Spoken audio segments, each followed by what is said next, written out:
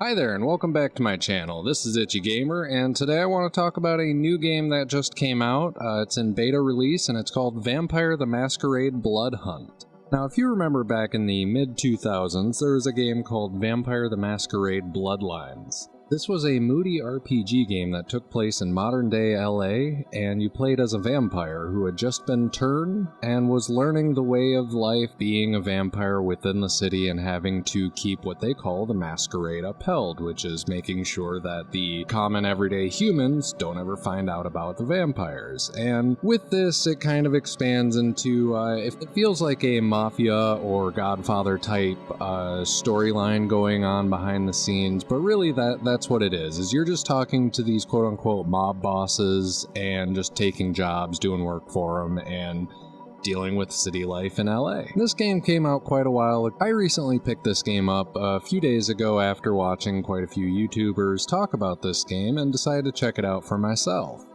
It's pretty fun. It's very dated. I made sure to install the latest patches and fixes and whatnot, so it's as good as it could be. And it is relatively fun, just very dated and hard to get into these days. However, over the last couple years, I believe it took place in 2019, there was a ARG, an alternate reality game that came out in the internet, which basically how an ARG works if you're not familiar. There will be codes and clues that allude to a story. It's all usually hidden within like coded messages and stuff so that it's harder to find, and that's where the game aspect of these comes through, is having to crack these codes and figure out what the message is. With the ARG that I'm discussing now, the message was that Vampire the Masquerade was getting a sequel and it was already in development. And that was so exciting. That when I found out about this ARG and when I found out about this ARG and the games involved, I immediately fell in love and I jumped right into it. I love this game and I have been anxiously waiting for the sequel to come out.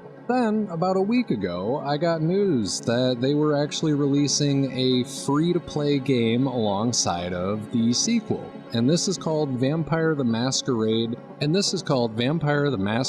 Bloodhunt. And that is what this video is going to be about. I've been playing this for the last 2 days. I've got about 12 hours put into it, and I have to say it's pretty fun. When playing this game, don't expect a heavy RPG experience. Don't expect a Call of Duty-like multiplayer experience. I would say if you enjoy games like Warzone, PUBG, or Fortnite, you will definitely love this game. If you're just into the moody vampire RPG experience, it might be worth a try. It is free, so you have nothing to lose other than your space and your storage device. Now, how this game works is you can play solo or in groups. If you're in a group, you're going to have 2 other teammates, so three-player team total. Or you can play solo, but otherwise the rules stay the same, except when you play in groups, you can get revived and such. So it's exactly like the other Battle Royale games where you've got a set map that as time passes, the map gets smaller and smaller, and if you don't stay within that map,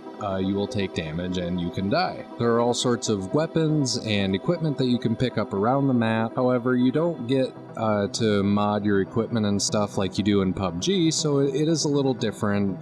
There's maybe a dozen or 2 different guns and weapons that you can choose from, and there's 4 different vampire styles with different abilities that you can choose from at the moment. This game has only been out for 2 days. It's received 1 patch so far, and I have a feeling that they're going to continue to implement more and more features and weapons and maybe different vampire breeds. I imagine the reason it's so limited at the moment is just that it's hard to balance all of these different mechanics working together, because you don't want to have it get to the point where you can only be one type of vampire with one type of loadout, or else you're just going to get destroyed by everyone else. You want at least most or about half of the different possible combinations to actually put up a good fight against each other. And it's not a big deal to have a couple of combinations that don't really work, but it's very important to make sure that this is a playable game to everyone and it's not just a on rails, you have to play it a certain way in order to do well.